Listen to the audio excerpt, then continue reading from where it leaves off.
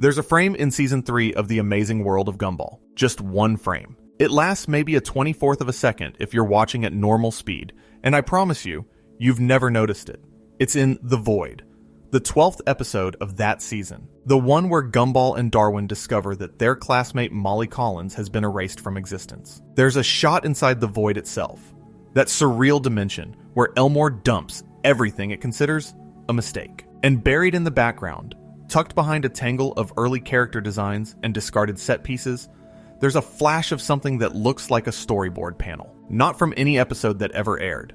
Not from any sequence anyone has ever publicly identified. Just there. A ghost of a scene that was cut before it could exist. And I think about that frame more than I should. Because here's the thing about The Amazing World of Gumball. This show, this gloriously chaotic, mixed media, fourth wall demolishing show about a blue cat and his fish brother and their dysfunctional family living in a town where literally everything is alive and animated in a different style. This show has more deleted scenes, cut content, scrapped episodes, banned sequences, and censored moments than almost any other animated series I can think of. And nobody really talks about all of it in one place. People know bits and pieces. They've seen the TikToks. They've read the wiki entries.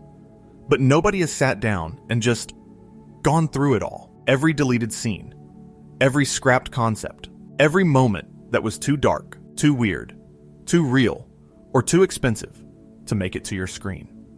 So that's what we're doing tonight. If you're watching this late, get comfortable. If you're listening with your eyes closed, even better.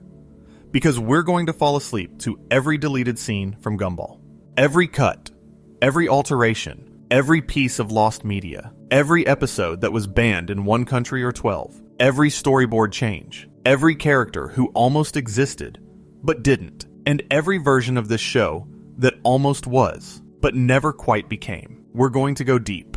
We're going to go weird. And I think, by the end, you're going to understand something about this show that you didn't before. And if you haven't subscribed yet, it really does help us keep making these for you. Just a quick tap.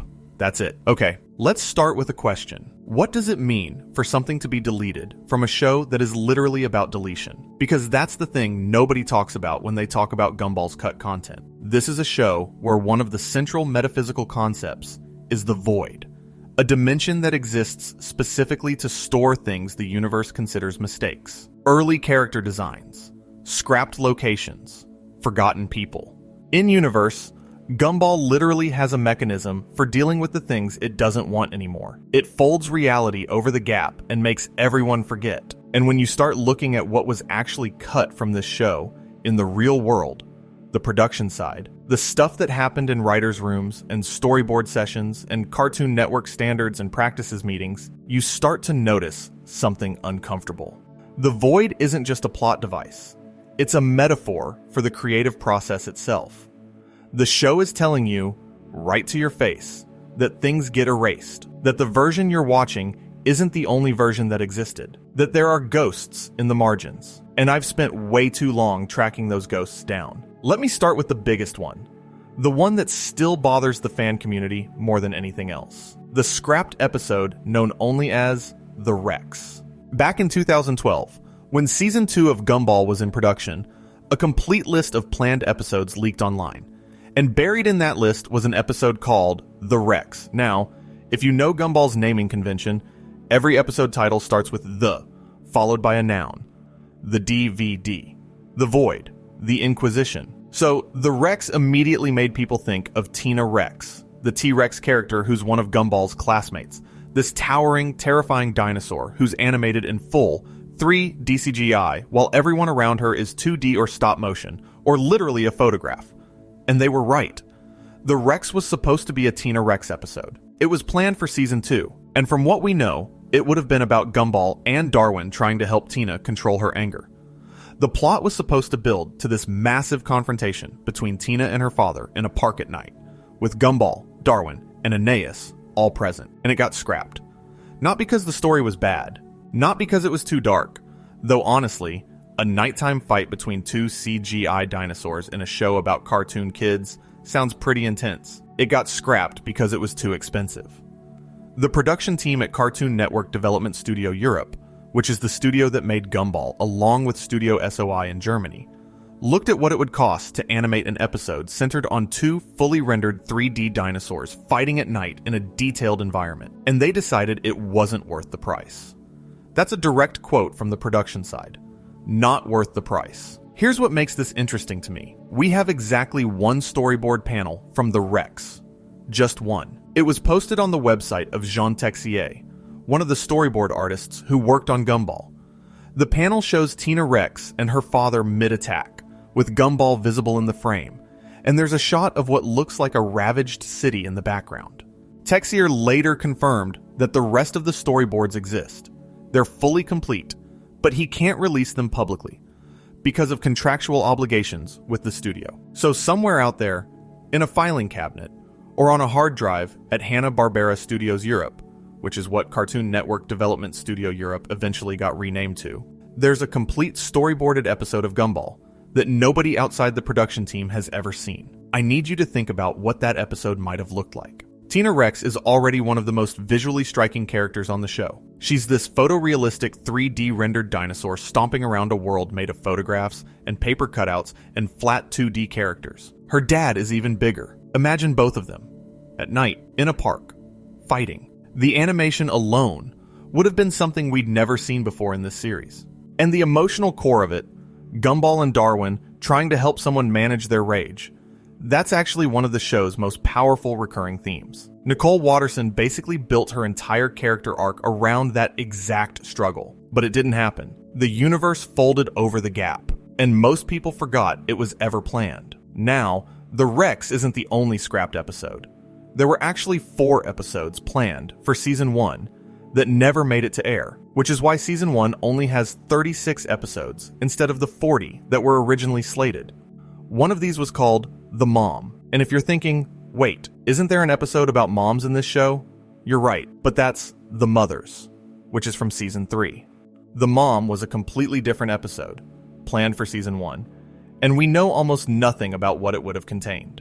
What we do know is that the basic concept and some kind of plot twist from The Mom were eventually reworked and incorporated into The Mothers when it aired a couple of seasons later. The original version, whatever it was, never left the development stage. And this is something you see a lot with Gumball. Ideas don't die. They get recycled, remixed, reimagined. They go into the void, and sometimes they come back wearing a different face, which is honestly kind of beautiful when you think about it, and also kind of creepy, because it means the show has been cannibalizing its own discarded ideas from the very beginning.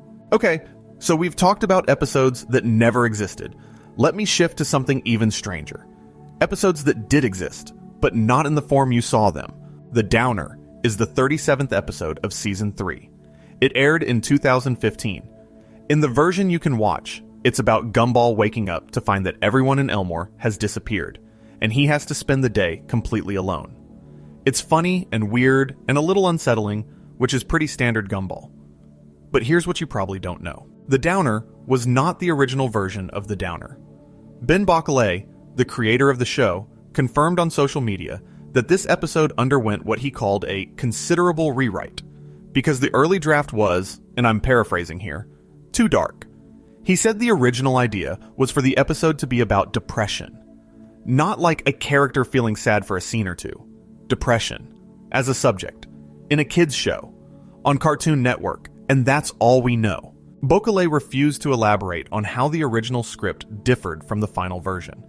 He wouldn't say what happened in the first draft, what scenes were cut, what made it too dark for broadcast. He just confirmed it existed, and then moved on. Nobody has ever asked him about it publicly since, or if they have, he hasn't answered. The original dark version of The Downer is considered lost media. It's on the Lost Media wiki and everything. People have tried to find it, and nobody has succeeded. I've thought about this a lot.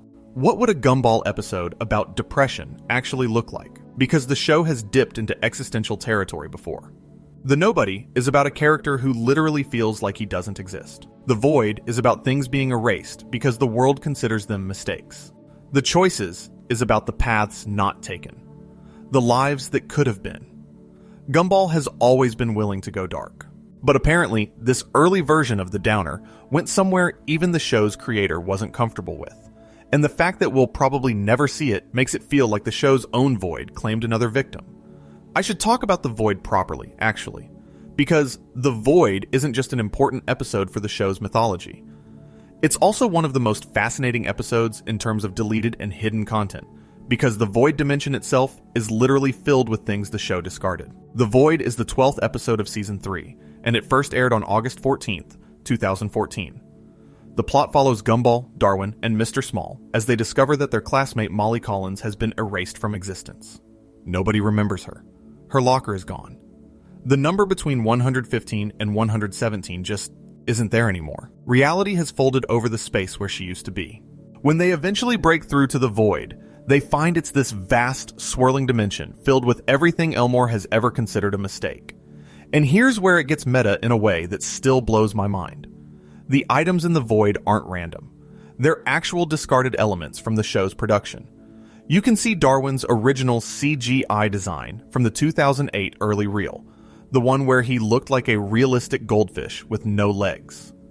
There's a chunk of the school building from an early version of the show. One of Nicole's 2009 wireframe head designs floats by. There are early, scrapped concept designs for the Wattersons' house. And right there, standing next to one of those prototype house designs, is Rob. Rob, the character who would become the show's most important villain. At this point in the series, he's just a background character. A nobody. Literally, that's what the show calls him later. But in the Void, he's already there. Already discarded. Already forgotten. The writers have confirmed that they put Rob in the Void specifically because they thought the worst thing you could do to someone was make them feel like they didn't matter, that they were a mistake, that the world was better off pretending they'd never existed. And from that single creative choice, from planting Rob in a dimension full of the show's own deleted content, they built one of the most compelling villain origin stories in any animated series. Think about that for a second. The show took its own deleted content, its own creative failures and abandoned designs, and turned them into a literal plot point. The Void is where Gumball puts its mistakes. Rob is one of those mistakes, and Rob's entire character arc, his transformation from forgotten background character to existential antagonist, is a story about what happens when deleted content fights back. I've rewatched The Void probably a dozen times now for this video, and I keep pausing on background details. Every frame of that dimension has something in it. Some of it is identifiable, like the old character designs. Some of it isn't, and that's what drives me a little crazy. Because there are shapes and colors and fragments in the Void that don't match anything from any known version of the show. And I have to wonder, are those just random background elements? Or are they actual deleted concepts that the artists snuck in? Did someone on the Gumball art team hide genuine scrapped ideas in the background of an episode about a dimension that stores scrapped ideas? I don't know, but I think yes. And I think that's exactly the kind of thing this show would do. Okay, I want to shift gears now and talk about something that's less mysterious, but honestly, just as fascinating. The regional censorship of Gumball. Because this show has been cut, edited, banned, and altered in more countries than I can comfortably list. And each version of the show is slightly different depending on where in the world you watched it. Let's start with the most extreme examples. The MENA region, Middle East and North Africa, has the most heavily censored version of Gumball. Multiple episodes were outright banned from airing there. The dress was banned because Gumball appears naked in it. The hug was banned because of what the censors described as homosexual innuendos. The romantic was banned because of romantic themes between Gumball and Penny. The comic was banned because Gumball wears his underwear and there are romantic themes. The lady was banned because Richard disguises himself as a woman. The entrance was banned because of allusions to drugs. The girlfriend was banned because of romantic themes between Darwin and Jamie. The love was banned because of romantic themes in general. The test was banned because Gumball vomits on Tobias at the end. The slap was banned because of what was deemed homosexual innuendo. I mean, look at that list. That's not a handful of scenes being trimmed. That's entire episodes being removed from the show's catalog for an entire region. And every single one of those banned episodes contains storylines and character moments that feed into the show's larger narrative. The Shell, which is the landmark episode where Penny breaks out of her shell and reveals her true fairy form, the episode with a 9.4 rating on IMDb, and one of the highest rated in the entire series, was banned outright in Turkey and had massive cuts in the MENA broadcast. Here's what they cut from The Shell in the Middle East version. The entire sequence of Penny and Gumball planning to explain the accident to Patrick, Penny's father. The scene where Patrick bans Gumball from seeing Penny. Gumball being depressed at dinner. Gumball running to his room and crying over losing her. And the kiss at the end. They cut the kiss. The climactic, emotionally pivotal kiss that resolves the romantic tension the show had been building for 3 entire seasons. Gone. In Turkey, they didn't bother trimming it. They just banned the whole episode, which created a genuine plot hole for Turkish viewers, because Penny goes from being in her shell in one episode to suddenly being out of it in the next, and nobody explains why. The show literally changed its status quo, and Turkish audiences had no idea how. And I find this genuinely sad. Not in a political way. I'm not here to debate broadcast standards in different countries. But from a storytelling perspective, The Shell is one of the most emotionally resonant episodes Gumball ever produced. It's about acceptance. About seeing someone for who they really are, not who they're forced to appear to be. And in multiple countries, the version of that story that audiences got was missing its heart. The censorship goes way beyond banned episodes too. Individual scenes were trimmed or altered across dozens of countries. In the Polish broadcast, Gumball's belching competition from The Compilation was cut. In Ireland and the UK, Miss Simeon's line about a Chinese opera singer was removed from The Inquisition. The scene where the rotten cupcake kicks Gumball in the groin was cut in multiple territories. A camera zoom on Miss Simeon's behind was removed. The Banana Joe scene from The Shell, the infamous one where Gumball walks in on Banana Joe watching an internet video of a peeled orange being slowly spread apart, which is already one of the most hilariously suggestive things a kids show has ever done, that was cut in Asia, Australia, Latin America, and Poland.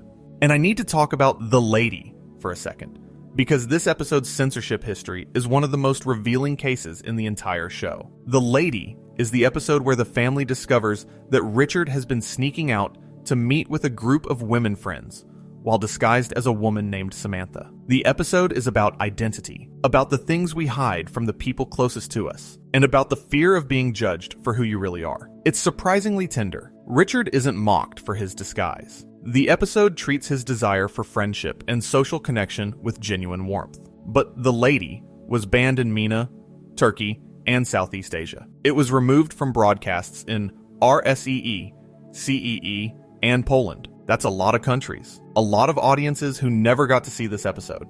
And the reason, everywhere, was the same. Richard disguises himself as a woman. That's it. That's the whole reason. An episode about a father wanting friends.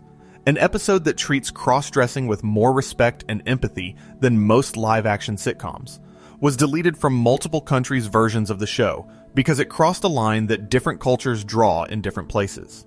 And when I think about The Lady being banned, I think about the kid in one of those countries who watched every episode of Gumball except this one, who saw the show's run from beginning to end with this hole in it, who might not even know the hole exists. That's what censorship does. It doesn't just remove content. It removes the awareness that content was removed. It's the void, but operated by broadcasting standards boards instead of the universe. And unlike the show's void, where reality folds over the gap and people forget, real-world censorship leaves the gap visible to anyone who knows where to look. You just have to be looking. And honestly, that Banana Joe scene is a perfect example of why Gumball's deleted content is so fascinating. Because the show was constantly pushing the boundary of what it could get away with. The writers knew exactly what they were doing when they animated a banana character watching what is essentially fruit-based innuendo. They knew some broadcasters would cut it. They did it anyway. And then they let the different versions of the show exist simultaneously, knowing that some audiences would see the full joke and some wouldn't. It's like the show has multiple selves. There's the version you grew up with, and then there's the version someone on the other side of the world grew up with. And they're both the Amazing World of Gumball, but they're not quite the same show. They're variants, parallel versions, which again feels very on-brand for a series that literally has a dimension where alternate realities get stored. I actually want to dig into The Safety for a minute here, because I think it's the most self-aware episode Gumball ever made about its own censorship. This is episode 32 of season 3, and the plot follows Darwin watching a safety video in health class that terrifies him so badly he becomes obsessed with keeping everyone safe. He puts a child filter on the house that censors Gumball's dialogue. He sets up surveillance cameras around Elmore. He essentially creates a miniature police state built on safety and censorship. And the entire town goes along with it because they're told it's for their own good. The episode was reportedly made as a direct response to the show being censored in various territories. Ben Bacalé knew his show was being cut up in different countries, and instead of just quietly accepting it, he made an entire episode about the absurdity of over-censorship. Darwin's child filter bleeps out words that don't need to be bleeped. His surveillance state catches people doing completely innocent things and frames them as dangerous. The episode's message is clear, and it's not subtle. When you start cutting things for safety, you don't make the world safer. You just make it smaller. And here's the thing that gets me. Some of the footage Darwin displays on his surveillance monitors in the safety is actually recycled from other episodes. There are clips from The Joy, the zombie horror episode from season 3. So the show is literally using its own content as evidence within a storyline about content being controlled and suppressed. It's meta-commentary nested inside meta-commentary. This show, I swear. Let me talk about The Joy now, because that episode is one of the most genuinely unsettling things Gumball ever did. And the fact that it exists at all feels like a minor miracle, given how much other content was cut from the show. The Joy is the 4th episode of season 3. It's the 80th episode overall, and it aired on June 19th, 2014. And it's basically a zombie movie, not inspired by zombie movies, not referencing zombie movies. It is a zombie movie, structured like one, shot like one, complete with found footage camera work and a bleak, terrifying atmosphere that has no business being in a show aimed at kids. The plot is simple. Richard comes home in an unusually good mood. He hugs Gumball and Darwin, and they become infected with what the episode calls the Joy virus. They start hugging everyone they meet, spreading the infection through physical contact. The infected become glazed-eyed, joyful zombies who chase down the uninfected. Miss Simeon and Principal Brown try to contain the outbreak. It doesn't work. By the end, nearly everyone in the school has been infected, and the episode ends on this deeply uncomfortable note that feels way more like a horror movie than a children's cartoon. The fan community is still divided on this episode. Some people think it's brilliant, others find it genuinely disturbing. And what blows my mind is that while many less intense episodes got censored or banned in various countries, The Joy largely survived intact across most territories. An episode where the entire school gets infected with a happiness virus that turns them into groaning, shambling, hug-obsessed zombies. An episode that plays like a straight-up horror film for 11 minutes. That one was apparently fine. But Gumball wearing his underwear in the comic? Banned in the Middle East. The human capacity for inconsistency is genuinely remarkable sometimes. I want to pull back now and talk about something I think a lot of people overlook when they discuss Gumball's cut content. And that's the character designs that were scrapped before the show even existed as a show. In 2007, Cartoon Network Development Studio Europe was established, and Ben Bacalé was hired to help other people pitch their projects. But when the studio decided to have all employees pitch their own ideas, Bacalé had a concept. He'd been working in advertising before this, designing characters for commercials and company logos, and most of his designs had been rejected by clients. So he took those rejected characters, all these little guys that nobody wanted, and he put them together in one show. The original concept was a school for rejected cartoon characters. They'd all been turned down by their respective shows or companies, and now they were attending a remedial school to learn how to become normal enough to star in their own animated series. And this is the part that makes me emotional. Honestly, the entire foundation of the Amazing World of Gumball is built on rejection. The characters are literally rejects. Penny Fitzgerald came from a rejected commercial pitch to Nickelodeon.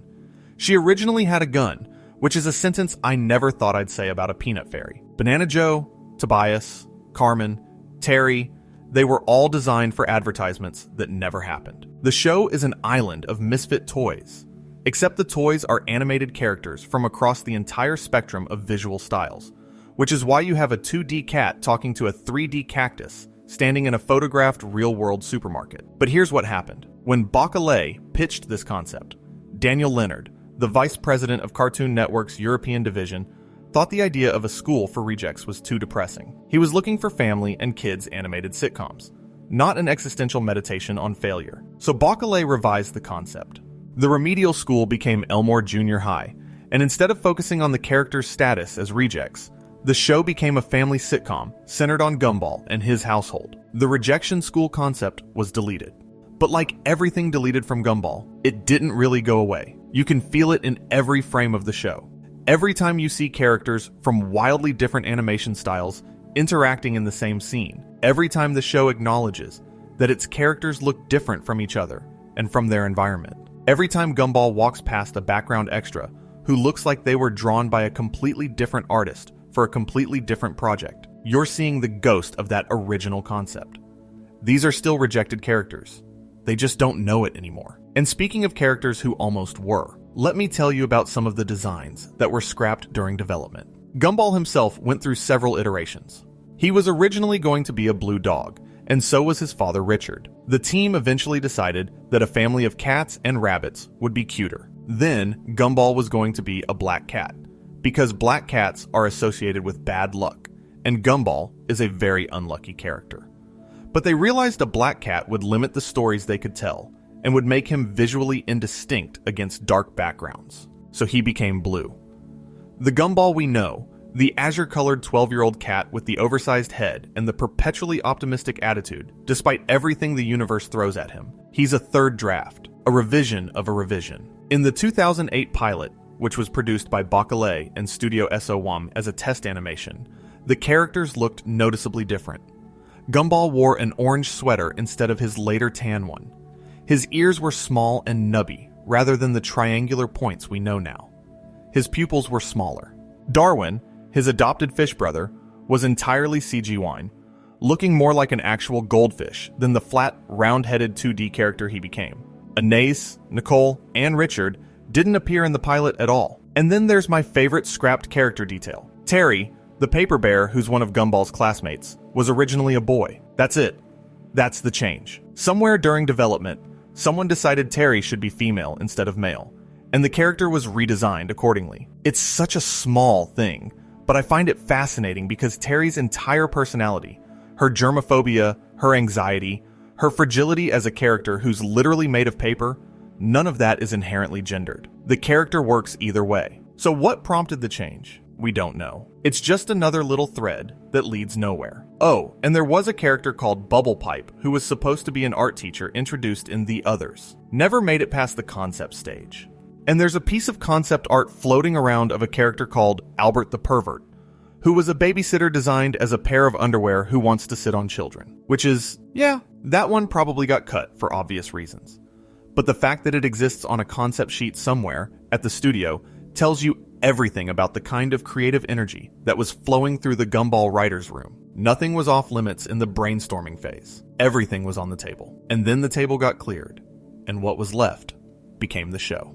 Nicole Watterson was originally going to be an invisible parent. Not metaphorically invisible, not absent, literally invisible. The idea was that she was always at work, so the kids would never see her, and she'd exist as a disembodied voice on the phone, or a presence felt, but never shown. Which is kind of dark when you think about it. A mother so consumed by work that she's literally not visible to her own children. They scrapped this, obviously, and Nicole became one of the show's most dynamic characters. A frustrated office worker and tiger mom who can also fight like a martial arts master, and whose rage transformations are some of the most visually spectacular moments in the series. I'm glad they changed it. But I sometimes wonder about that other version of the show. The one where Nicole is never seen, where her presence is defined entirely by her absence. It's a more melancholy concept than what we got, and part of me thinks it would have been heartbreaking if they'd pulled it off. You know what? I keep coming back to this point, but I think it's the key to understanding everything Gumball is trying to do. Every deleted scene, every scrapped character, every banned episode, they're all part of the same story. The story of a show that contains more than it shows, that has depth behind the screen that mirrors the depth it builds on screen. The Void isn't just fiction, it's documentary. Let me get into some of the specific scene-level cuts now, because there are dozens of them, and some are genuinely fascinating. I already mentioned The Inquisition, the final episode of the original series, but I want to go deeper on this one. The Inquisition is episode 44 of season 6, the 240th episode of the show overall. It aired on June 24th, 2019, and it ends on one of the most shocking cliffhangers in Cartoon Network history. The students of Elmore Junior High find their world turned upside down when a mysterious superintendent arrives to stamp out their cartoonish ways. By the end, the characters are being transformed from animated beings into realistic humans, and the episode cuts to black mid-scene. But the version we saw wasn't the first version. Ben Bacalé confirmed that the episode underwent a significant rewrite because the initial draft was too dark. He refused to elaborate on the specifics, and when someone asked him to release the original storyboards, he said that was up to the individual storyboard artist. He did, however, describe the original version in one word: lame. Which is interesting, because it suggests the rewrite wasn't just about toning down the darkness. It was about making the episode better. Sometimes things get deleted, not because they're too intense, but because they're not good enough. The storyboards for The Inquisition reveal other cuts too. Jamie and Banana Joe were originally present in certain scenes, but were dropped from the final version. Gumball was originally going to tell Darwin to talk to Tina Rex in a specific scene, but this was changed. These seem like small adjustments, but in a show where every frame is meticulously designed across multiple animation pipelines, even a small character removal represents hours of work being discarded. And then there's the regional censorship of this episode specifically. In the Irish dub and the UK broadcast, Miss Simeon's line about a Chinese opera singer was removed. It's a tiny cut, a single line of dialogue, but it changes the rhythm of the scene. Comedy is about timing, and when you remove a beat, the whole exchange feels different, even if you don't know what's missing. I want to talk about storyboard changes more broadly, because they represent this fascinating middle ground between creation and deletion. A storyboard is the blueprint of an episode. It's where the scenes are blocked out, the camera angles are decided, the characters' positions and expressions are determined before the expensive business of actually animating everything begins. And Gumball had extensive storyboard phases for every episode, partly because the show's mixed media approach meant that decisions made at the storyboard stage would affect multiple animation pipelines simultaneously. Some of the known storyboard changes are delightfully random. In one early storyboard for The Console, which is Season 5, Episode 18, the one where Elmore gets trapped inside a fantasy RPG video game, Sussy was supposed to be tossing Anace's Daisy the Donkey doll around with Tobias. But the storyboard artists replaced Sussy with Carrie for unknown reasons. Jamie and Banana Joe were also originally in the scene, but got dropped. Nobody knows why these specific characters were swapped. It could have been a visual choice, a comedic timing thing, or just someone at a storyboard meeting saying, you know what, Carrie would be funnier here. But the original version exists somewhere on paper. The Console also had something else interesting going on. The episode credits include song lyrics, credited to Michael Gindy, which implies that the episode originally contained a song that was cut from the final version. There are also 2 scrapped layouts and backgrounds from the episode that never made it to screen. So The Console, the episode where reality itself gets overwritten by video game logic, was itself overwritten during production. Meta on meta on meta. In The Best, which is Season 5, Episode 32, the rough animation reveals something that most people don't know. The security camera footage in the episode was originally supposed to include audio of Gumball and Darwin's voices. For unknown reasons, this audio was removed from the final version, leaving the footage silent. The rough animation also contained uncensored content that was, obviously, changed before broadcast. So there's a version of The Best with more audio and fewer censorship edits, and it was deliberately stripped back before airing. I spent about 4 hours going through the known storyboard differences for various episodes, and I keep finding these little ghosts. In one episode, some of Patrick Fitzgerald's lines were originally given to Penny in the storyboard. Richard was originally going to ask if a character named Kenneth was the dog in another episode. The song Be Your Own You from one episode had completely different visuals and different lyrics in the storyboard version, and the scene that followed it was so different from the final episode that it apparently included a reference to Bart Simpson's catchphrase. The song Without You also had different lyrics in its early version. And then there's the picture of Leslie, In one episode, there's a scene where Carmen flips through photographs of Darwin disguised as Alan. In the storyboard, one of those photographs included Leslie, the flower character. The photo of Leslie was cut from the final animation, and the edit is visible in both the US broadcast and the digital versions. Just gone. A tiny piece of a larger image, removed for reasons unknown. It's such a small thing, but every small thing represents a choice, and every choice has a reason. And sometimes those reasons are interesting, and sometimes they're mundane, and sometimes nobody remembers anymore. Let me tell you about the Copycats, because this episode has one of the most fascinating storyboard-to-screen changes in the whole series, and it connects to a real-world controversy that most Western audiences barely know about. The Copycats is the 168th episode of the show. It's from Season 5, and it aired in 2017. The plot follows Gumball and Darwin encountering a family that copies everything they do, and they discover this copycat family is making money online from imitating the Wattersons. Funny premise, but here's the thing. This episode wasn't invented from nothing. It was a direct, deliberate response to an actual Chinese animated series called Miracle Star. Miracle Star was a Chinese show that was, to put it as charitably as possible, heavily inspired by the Amazing World of Gumball. And by heavily inspired, I mean it copied the character designs, the animation style, and even specific scenes from Gumball essentially shot for shot. It was originally conceived to advertise goat milk, which is a detail so strange I wouldn't believe it if it wasn't documented. The Gumball production team was well aware of Miracle Star, and instead of just sending lawyers, they did something more Gumball. They made an episode about it. But here's the deleted content angle. The storyboard version of the Copycats actually used the real Miracle Star characters. The copycat family in the storyboard was drawn to look like the actual Miracle Star designs.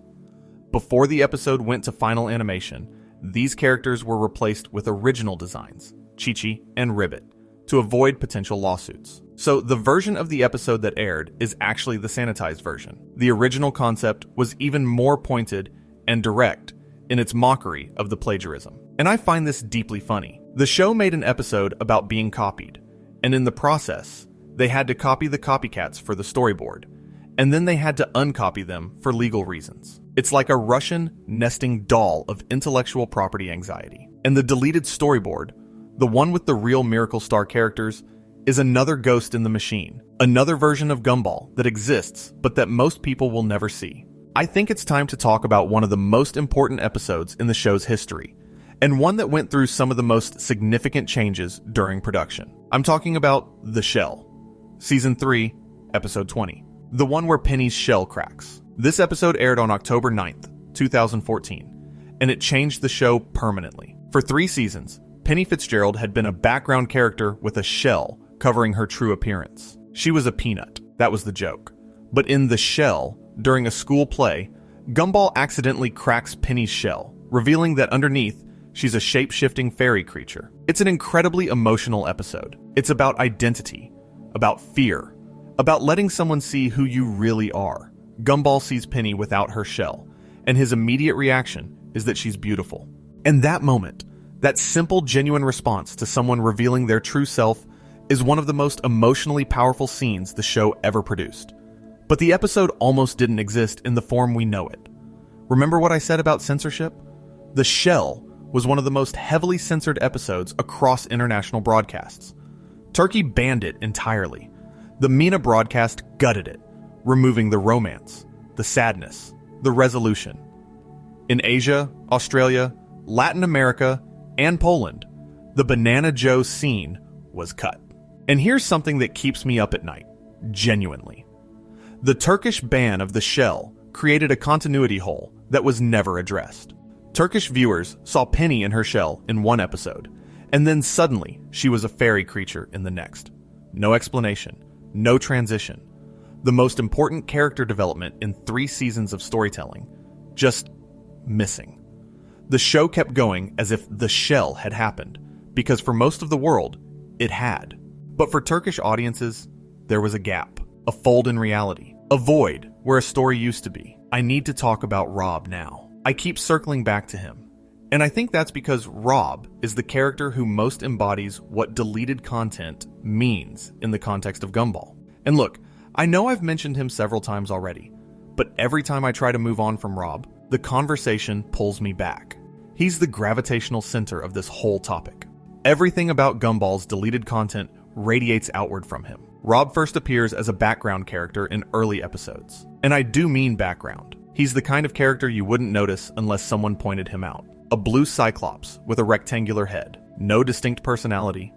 No memorable lines. He's there because shows need background characters. Because classrooms need to look full. Because the animators needed warm bodies to populate crowd shots. That's all Rob was. Background filler. His first actual speaking role was in The Pony, a Season 2 episode. He spots Gumball and Darwin on the sidewalk and greets them with genuine excitement. And they don't know his name. They call him the wrong thing. They make him a hollow promise. And then they literally kick him down a manhole. It's played for laughs. It's quick and throwaway, and meant to be forgotten, which is exactly the point. Because Rob is meant to be forgotten. That's his function in the show. He exists to be overlooked. And then the void happens. Season 3, Episode 12. And Rob doesn't just get overlooked. He gets erased. He's barely noticeable. He has no significant role. No memorable lines. No purpose. And then, in the void, he gets sent to the dimension where the show puts its mistakes. He's so forgettable, so irrelevant, that the universe itself decides he shouldn't exist. When he eventually escapes the void in The Nobody, Season 3, Episode 36, he's scarred, broken, and has lost his memory. Half his body is glitched, as if the act of being deleted and undeleted corrupted his data. He looks like a rendering error, a fragment of something that wasn't supposed to be here anymore. And the writers have said explicitly that they designed Rob's villain origin around the concept of being forgotten. They thought the worst thing the show ever did to a character was what happened to Rob in The Pony, where Gumball and Darwin left him behind in the void without a second thought. The cruelest act in the show wasn't violence or betrayal. It was indifference. It was treating someone like deleted content and moving on. Rob eventually figures out the truth. Not just that he was forgotten, but something bigger. In The Disaster, which is episode 40 of season 4, Rob discovers that he and everyone else in Elmore are trapped inside an actual television show. He's not just a forgotten character. He's a fictional character who became aware of his own fiction. And he doesn't take it well. He gets a universal remote control that works on reality itself, and he uses it to try to destroy Gumball's life. The fourth wall breaks in The Disaster, and its sequel, The Rerun, which opens season 5, are some of the most ambitious things any animated show has ever attempted. Rob uses the remote to rewind through the episode's title card. He goes back through the intro sequence. He passes through the Cartoon Network bumper. He actually rewinds to a previous episode, The Nobody. He changes the resolution and contrast of scenes during his monologue. Darwin reads the subtitles that appear below Gumball's head. When Rob changes the language, Penny notices the dialogue has switched. Gumball rearranges the subtitles, and Darwin accidentally swallows them. And I think about all of this through the lens of deleted content, because Rob's entire worldview is shaped by the experience of being deleted. He was cut from the show, literally excised from reality. And his response is to try to control the medium itself, to grab the remote and decide what gets kept and what gets erased. He's a deleted character who came back and decided he's going to be the editor now. And I want to pause here and talk about what The Disaster and The Rerun actually feel like to watch, because the technical descriptions don't do them justice. When Rob rewinds through the title card, when he goes back past the Cartoon Network bumper, when he literally scrubs through the show's own metadata, you're watching something that shouldn't work. It should feel gimmicky. It should feel like a cheap trick, but it doesn't. It feels terrifying. Because Rob isn't playing with the fourth wall for laughs. He's weaponizing it. He's using the medium against the characters who live inside it. There's a moment in The Disaster where Rob changes the resolution of the scene. The image gets pixelated. It degrades, and the characters can feel it. They look around as their world becomes lower quality, less defined, less real. And that moment, that visual representation of your existence being literally downgraded, haunts me. Because it's what deletion feels like from the inside. Not a clean cut, not a neat excision, a degradation, a loss of resolution, a slow fade into pixels. The Rerun, which is the first episode of season 5, picks up directly from The Disaster's cliffhanger, and it goes even further with the meta commentary. Darwin accidentally swallows the subtitles. The title card music is a reversed version of The Disaster's title card. Rob's remote control continues to manipulate reality in ways that shouldn't be possible, but that the show's established meta-awareness makes inevitable. The two-part story is essentially Gumball's version of a season finale event. Except, instead of a villain threatening to destroy the town, the villain is threatening to destroy the show. The stakes aren't physical, they're narrative. Rob wants to edit Gumball out of his own story. He wants to make the protagonist deleted content. And the emotional core of it, the thing that makes it more than a clever exercise, is that Rob has a point. He was forgotten. He was discarded. He was treated as unimportant by the main characters and by the show itself. His rage is justified. His desire to take control of a narrative that abandoned him is understandable. And that's what makes him such a great villain. He's not evil. He's hurt. He's what happens when deleted content develops feelings. I think about Rob's journey every time I look at a storyboard that was changed during production. Every character in those deleted storyboard panels is a potential Rob.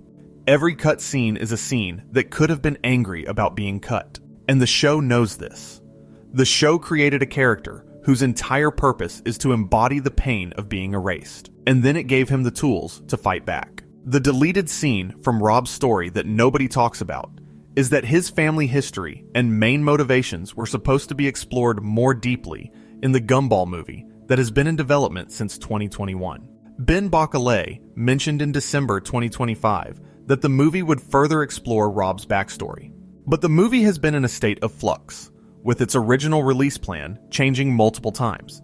And as of early 2026, Bacalé has described the film's status as being in debate. So the fuller version of Rob's story, the version where we understand why he was forgotten and what his existence means for the nature of Elmore itself, that's still in limbo, still deleted, still waiting in the void. Before I move on from Rob, there's one more thing I want to say about The X, because it's one of the funniest and saddest episodes Rob appears in. And it's entirely about the relationship between a character and the person who gave them purpose, even if that purpose was destructive. The X follows Gumball discovering that Rob, his nemesis, has moved on.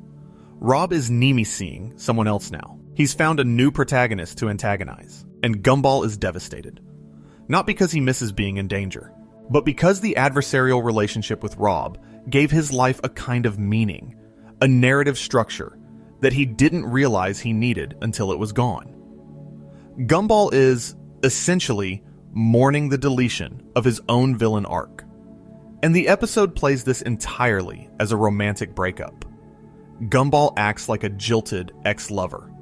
He stalks Rob. He tries to make Rob jealous. He goes through all the stages of grief about losing his nemesis. And underneath the comedy, there's a genuine insight about how we define ourselves through our conflicts. Gumball needed Rob's antagonism. He needed to be the hero in someone's villain story. And when that story got rewritten without him, he had to figure out who he was without it. This connects to deleted content in a way I find really poignant. When a scene gets deleted from a show, it doesn't just disappear from the episode. It disappears from the character's experience. If a scene was cut where Gumball and Rob had a confrontation, then that confrontation never happened for them. Their relationship is different because of the absence. The deleted scene shaped them by not being there, and The X makes this visible by showing what happens when a narrative relationship simply stops. When the conflict gets deleted from someone's life and they have to deal with the gap. I also want to mention The Oracle here, Season 3, Episode 31, because it deals with the theme of predetermined content in a way that mirrors the production process. In this episode, Banana Barbara creates paintings that predict the future. One painting shows Gumball appearing naked at the mall in front of an angry mob, and Gumball, terrified by this vision, spends the entire episode trying to prevent it from happening. The philosophical question the episode asks is whether any of the events would have happened if the characters hadn't seen the painting. Is the future predetermined, or does the act of seeing the future create it? And from a production standpoint, this is essentially a question about storyboards. A storyboard is a painting of the future of an episode. It shows what will happen. And sometimes, after seeing the storyboard, the creators decide to change what happens. The storyboard predicted one future, and the creators chose a different one. They deleted the predicted future and replaced it with something else. Every storyboard change in Gumball's production history is essentially the show doing what Gumball tries to do in The Oracle, looking at a vision of the future and saying, no, That's not how this should go. We're changing it. The storyboard showed one episode.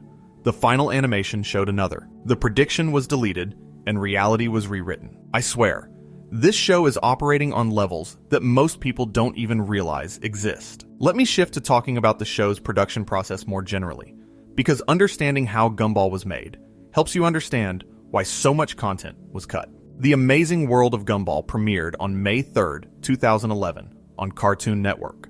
It was created by Ben Bacalé and produced primarily by Cartoon Network Development Studio Europe, later renamed Hanna-Barbera Studios Europe, in association with several other studios. Boulder Media in Ireland and Dandelion Studios worked on Season 1. Studio SOI in Germany was involved from 2008 to 2018, a full 10 years. During the first season, Studio SOI set up the technical pipeline and handled the CGI elements.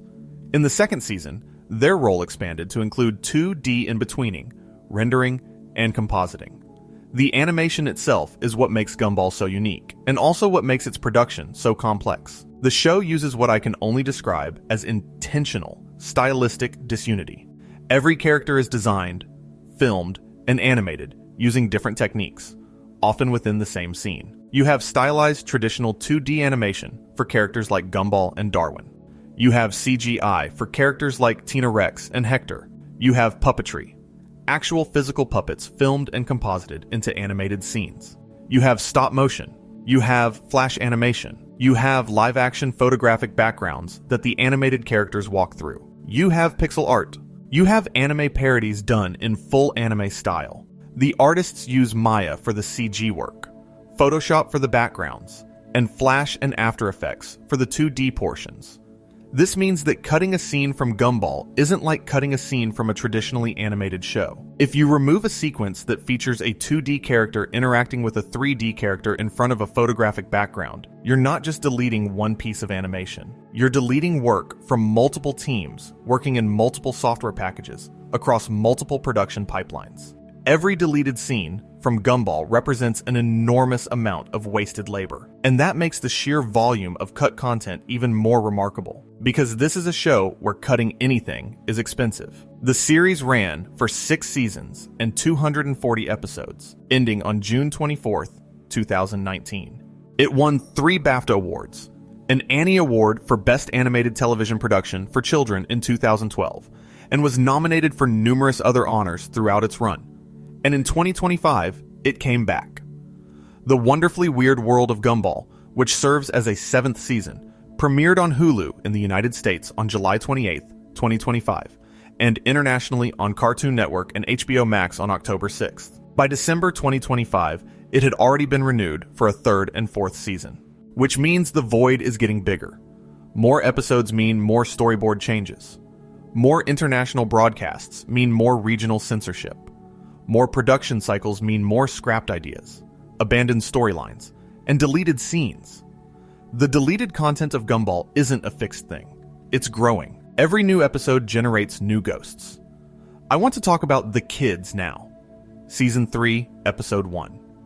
It aired on June 5th, 2014, and it's one of the most fascinating examples of a deleted element being turned into a story. The Kids is about Gumball and Darwin's voices changing, literally. Their voice actors were being replaced. Logan Grove, who had voiced Gumball for the first 2 seasons, was hitting puberty, and his voice was changing, and the same was happening with Kwesi Boki, who voiced Darwin. The production team needed new voice actors, Jacob Hopkins for Gumball, and Terrell Ransom Jr. for Darwin, and instead of just quietly making the switch between seasons like most animated shows do, Gumball turned it into an episode. In The Kids, Gumball and Darwin's voices start cracking and breaking. They're growing up. They can feel childhood slipping away. The episode plays with this for its full runtime, using the actual voice actors changing voices as a plot device. And then, at the end, when it seems like the show might just continue with the original actors' maturing voices, the universe resets. Reality shifts. And suddenly Gumball and Darwin sound different, younger. The new actors have arrived, and the show acknowledges the transition in the most Gumball way possible, by making it part of the narrative. The deleted element here is the old voices themselves. Logan Grove and Kwesi Boki's performances as Gumball and Darwin were erased, not gradually, but in a single episode, and replaced with new versions. The old voices went to the void, and the show doesn't pretend otherwise. It turns the act of replacement into a story about loss, about growing up, about the terrifying realization that things you take for granted can change without your permission. I've never seen another animated show handle a voice actor change this way. Usually it just happens and nobody mentions it, and maybe you notice and maybe you don't. But Gumball made an entire episode about the grief of it, the grief of losing something that defined you. And I think about the viewers who grew up with Logan Grove's Gumball, who associated that specific voice with that specific character, and how this episode acknowledged their feelings while simultaneously moving on. It's kind of perfect, and it's kind of devastating. Okay, I need to catch my breath for a second. If you've made it this far, you already know this isn't just a video about a cartoon. This is about what we lose when things get made. Every creative work has a shadow version, a deleted draft, a road not taken. And Gumball, more than almost any show I can think of, is honest about that. It built its mythology around it. The void is the show's subconscious, and everything in it is real. Let me keep going. I want to talk about the early reel now, the 2008 test animation that served as Gumball's pitch to Cartoon Network. Because the differences between that reel and the show we got are enormous, and they represent the biggest single batch of deleted content in the show's history. The early reel was produced on May 9th, 2008 by Bacalé and Studio SOI. It was a short demonstration showcasing prototypic appearances of the series' characters. The concept for the show had been around since 2007, but official production didn't begin until 2009. This reel was essentially a proof of concept. Here's what this show could look like. Here's the tone. Here's the visual style. And the characters looked wildly different. Gumball had a square-shaped head. He wore an orange sweater. His ears were stubby little nubs instead of the triangular cat ears he'd later have. His pupils were smaller, giving him a slightly different expression. Darwin was fully CGI, animated in 3 dimensions, looking more like an actual goldfish than the flat, cartoonish design he'd eventually adopt. He had no legs in this version, because he hadn't grown them yet, because the show's origin story for Darwin hadn't been invented yet. Anais wasn't in the pilot. Nicole wasn't in the pilot.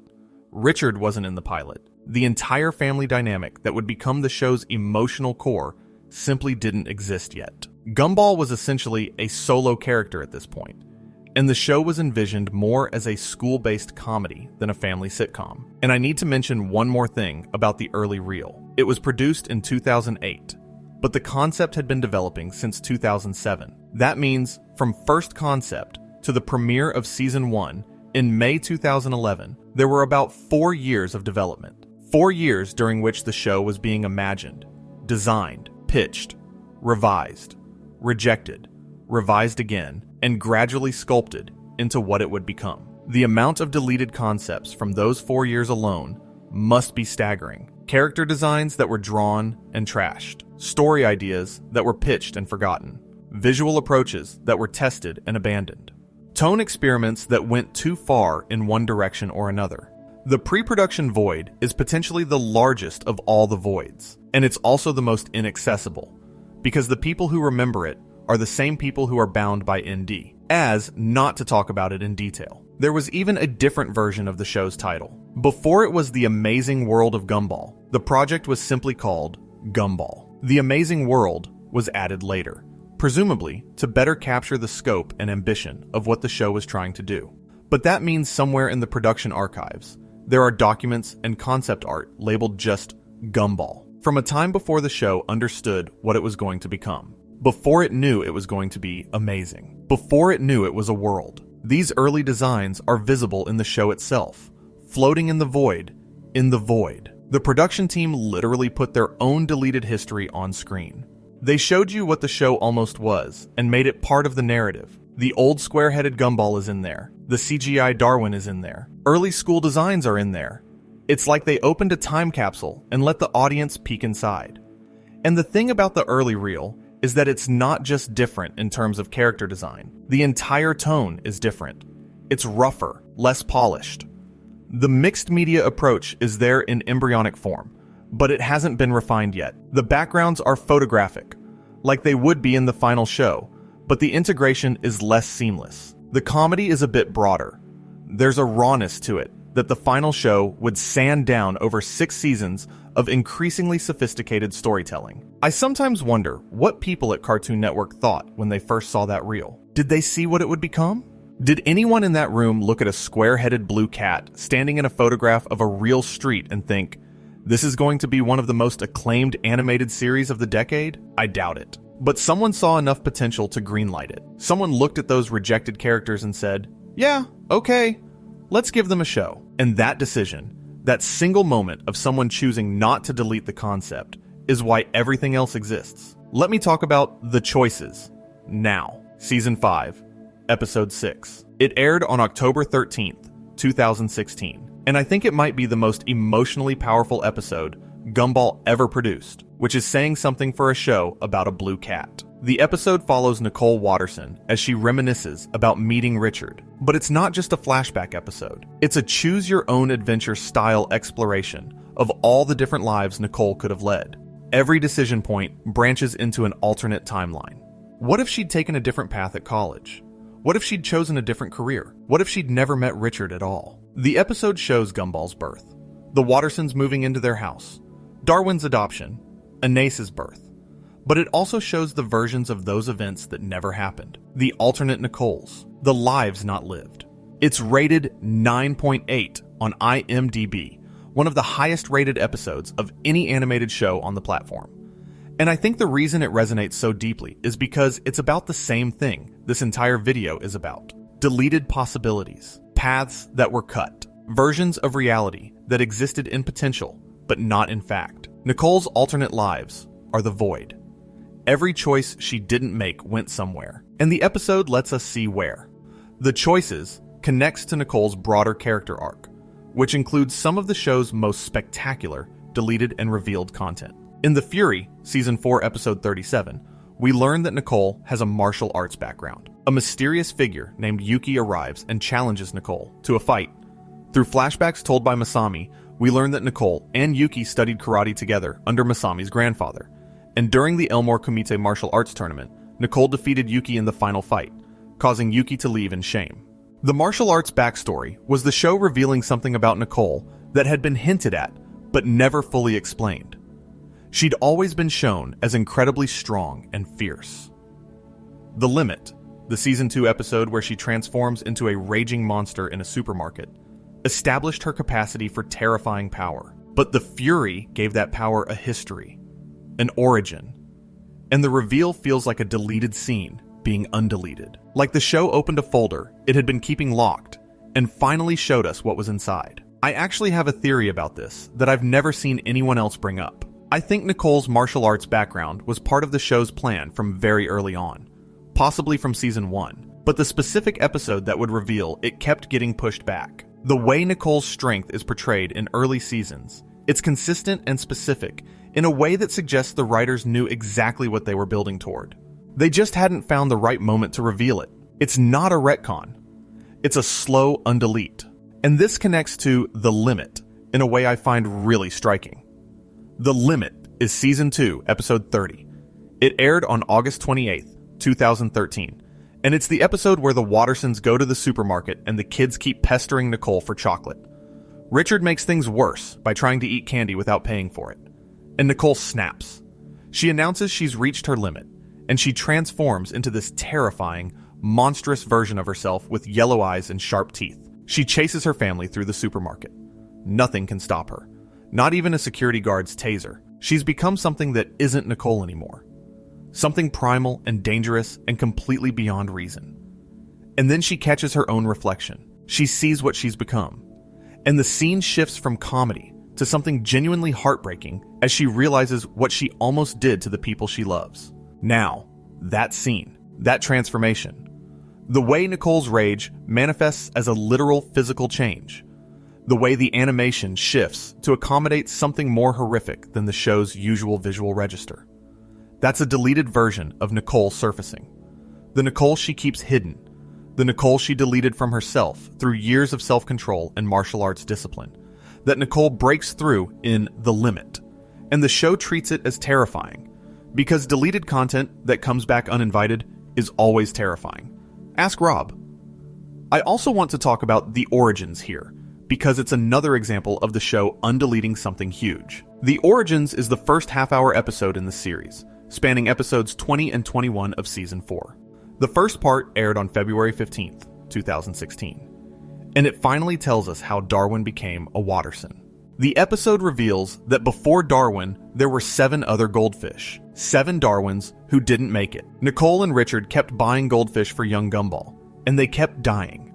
The current Darwin was the 8th, and when he got flushed down the toilet, which is what happens to goldfish in the Watterson household apparently, he went on this incredible trip through the sewers and the ocean and the streets, evolving as he went. He grew lungs, he grew legs, and the moment that triggered all of it, the moment that gave Darwin the will to evolve against all biological reason, was Gumball's love. Gumball believed in him, and that belief became a literal evolutionary force. It's absurd, it's beautiful, and it's a scene that, in some form, must have been planned from the very first episode. The show always knew how Darwin got his legs. They just kept that origin story deleted for 4 seasons, letting the audience wonder, letting the questions simmer until the moment was right to undelete it. And when they did, it was devastating. Gumball gives Darwin his green shoes because Darwin's feet are bruised from walking. That's why Darwin always wears those shoes. 4 years of episodes, and we finally know why. Oh, and here's a detail from The Origins that always gets me. In the episode The Party, Darwin gives his full name as Darwin Raglan Caspian Ahab Poseidon Nicodemus Watterson III. The third implies he's the third Darwin, but The Origins reveals he's actually the 8th. So either Darwin doesn't know his own number, or the Wattersons stopped counting after the 3rd one. Either way, there's a continuity wrinkle there. A little seam in the story that reveals where old information was overwritten by new information. A deleted fact bleeding through. And speaking of continuity wrinkles, I want to talk about the animation style changes between seasons, because these represent a different kind of deleted content. Not scenes that were cut, but entire visual approaches that were abandoned. Season 1 of Gumball, which ran from May 3rd, 2011 to March 13th, 2012, had a noticeably different look from everything that followed. The outlines were thinner and more inconsistent. Gumball's eye pupils were larger, oval-shaped, and his whiskers were thinner. His outlines were wiggly in some scenes, giving him a hand-drawn looseness that the later, cleaner designs wouldn't have. The entire visual style was more childish and expressive, which isn't a criticism, it's a description. Season 1, Gumball looks like a different show from Season 6 Gumball. Season 2 brought the most dramatic visual overhaul. The outlines got thicker. The character designs became more consistent. The Wattersons' look started to solidify into what fans would come to recognize as the definitive versions of these characters. And from Season 3 onward, the only major change was the Wattersons' eyes, which shifted from oval pupils to simple circles. But here's what people don't realize. Every one of those visual changes represents the deletion of the previous visual style. Season 1, Gumball was killed and replaced by Season 2 Gumball. The wiggly outlines were deleted. The larger pupils were deleted. The thinner lines were deleted. And unlike most shows, where visual updates happen gradually and nobody talks about them, Gumball acknowledged this in The Kids. The show literally made an episode about things changing without your permission, about the old version being replaced by the new version. And while The Kids was specifically about voice actors, the subtext applies to every visual change the show ever made. The old version is gone. The new version is here.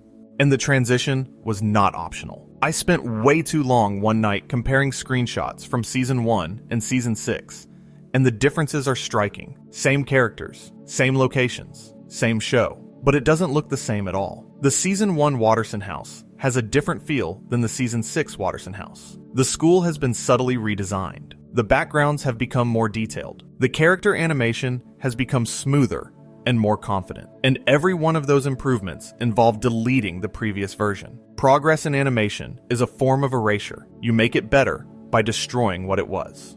There's something else about the production changes that I want to highlight. Boulder Media in Ireland and Dandelion Studios were involved in Season 1, but they weren't part of the production after that. Studio SOI in Germany was the constant partner from 2008 to 2018, but even their role evolved. In Season 1, they were setting up the technical pipeline and handling CGI elements. In Season 2, their responsibilities expanded to include 2D in-betweening, rendering, and compositing. The production infrastructure itself was being deleted and rebuilt as the show went on. The team that made Season 1 wasn't the same team that made Season 6. People left, people joined, entire studios came and went, and with each change, institutional knowledge was lost and gained.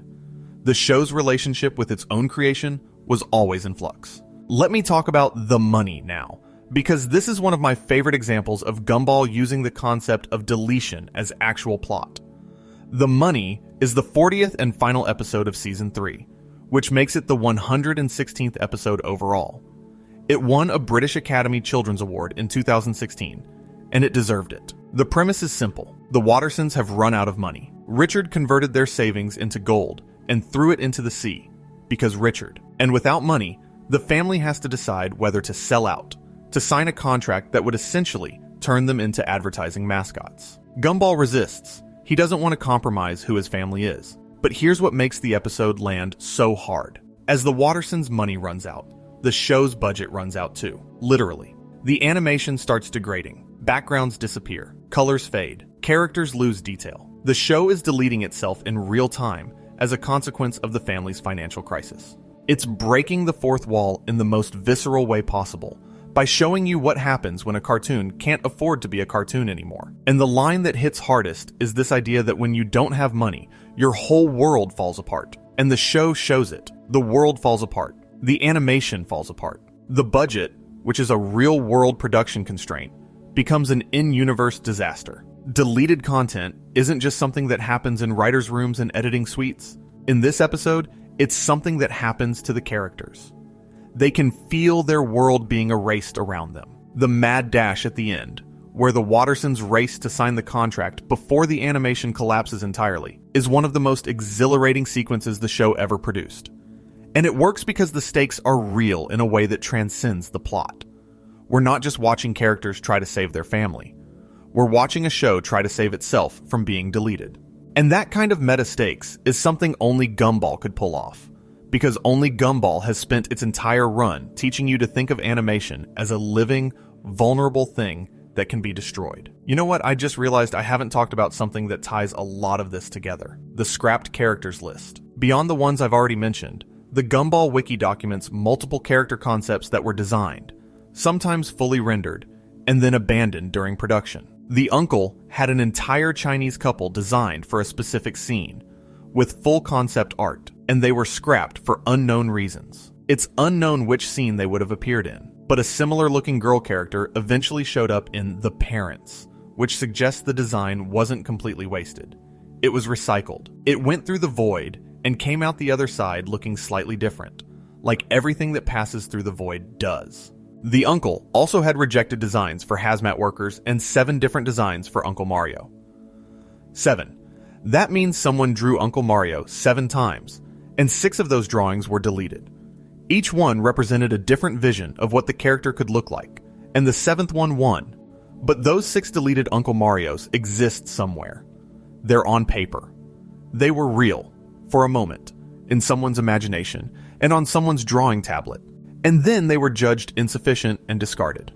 Sarah G. Lotto's name was originally going to be Dolly. That's it. One word changed. The character's entire concept, her appearance, her personality, her role in the show, all of that stayed the same. But her name was deleted and replaced. And now she's Sarah, and Dolly is just a ghost in a production document somewhere. Okay, here's something that's going to bother you once I point it out. The Amazing World of Gumball has a song problem. Not that the songs are bad, they're often great, but multiple songs went through significant lyrical and visual changes during production, and the versions we hear aren't the versions that were originally written. Be Your Own You had different visuals and completely different lyrics in its storyboard version. The scene that followed the song was entirely different from what made it to air, and it apparently included a reference to one of Bart Simpson's catchphrases. Without You also had different lyrics in its early version.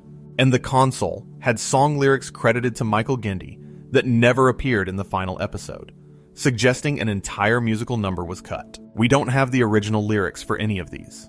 They're lost, which is frustrating because Gumball's musical moments are some of its most memorable sequences. The show treats music as another visual medium, often changing animation styles mid-song, shifting from 2D to anime-inspired sequences, to live action, to pixel art. A deleted song from Gumball isn't just missing audio. It's a missing visual experience. A whole aesthetic that was planned, designed, and discarded. I keep having this thought, and I want to share it before I forget. One of the strangest things about researching Gumball's deleted content is realizing how much of the show's own visual identity was borrowed from the production process. The photographic backgrounds that make the show look so distinctive, those are real photographs. They're pictures of real places in cities across the UK and Europe, composited into the animation, but only the ones that were chosen. For every background photograph that made it into the show, how many were taken and rejected? How many real-world streets and buildings and parking lots were photographed for Gumball and then deemed wrong for the scene? There are folders somewhere, probably enormous folders, full of photographs of real places that were supposed to be Elmore and weren't. And here's what really gets me about this. The photographic backgrounds are one of the things that make Gumball unique. They're part of the show's DNA. The clash between animated characters and real-world environments is fundamental to what this show is. And that fundamental element is built on rejection. On a photographer walking through a city, taking hundreds of pictures, and someone in a production meeting saying, "That one, no. That one, no. That one, yes." The backgrounds of Elmore are the survivors of a cull, and the rejected photographs are another layer of the shadow show. Another dimension of the void that nobody ever talks about. I actually wonder sometimes if any of those rejected photographs ended up in the void scenes. If the background artists, knowing they had this dimension that stores rejected things, slipped in some of the real-world photographs they'd shot for previous episodes and been told not to use. It would be such a Gumball thing to do. To hide real rejected art inside fictional rejected art. To make the void literally contain the show's own production waste. But I can't prove it. And that's the thing about the void. You can never be sure what's in there. You can only look and wonder and keep pausing on frames that flash by too fast to read. I want to circle back to something I mentioned earlier. The void as documentary. Because the more I research Gumball's deleted content, the more I'm convinced that the show was deliberately, consciously creating a parallel between its in-universe mythology and its real-world production process. Think about it. In the show, the void is where Elmore puts things it considers mistakes. In the real world, the show's production process generates enormous amounts of discarded content, from scrapped episodes to storyboard changes to censored scenes. The void is visually filled with the show's actual deleted designs and early concepts. Rob, a character literally deleted from the show's reality, becomes aware that he's in a TV show and tries to take control of the medium that deleted him. The show is telling you, through its fiction, how it was made. It's showing you the creative process in metaphor. Every time a character gets sent to the void, the show is dramatizing what happens when a writer deletes a scene. Every time the void threatens to erase something else, the show is acknowledging that creation requires destruction, that every show is built on top of the things it chose not to be. And I keep noticing this in smaller ways too. Look at The Loophole, Season 5, Episode 10. Gumball and Darwin try to teach Bobert, the robot character, how to behave safely. And Bobbert, being a machine, interprets every rule literally and takes it to its furthest extreme. When told not to harm anyone, he emits radiation to harm Gumball without moving, because the instruction was not to move while harming someone.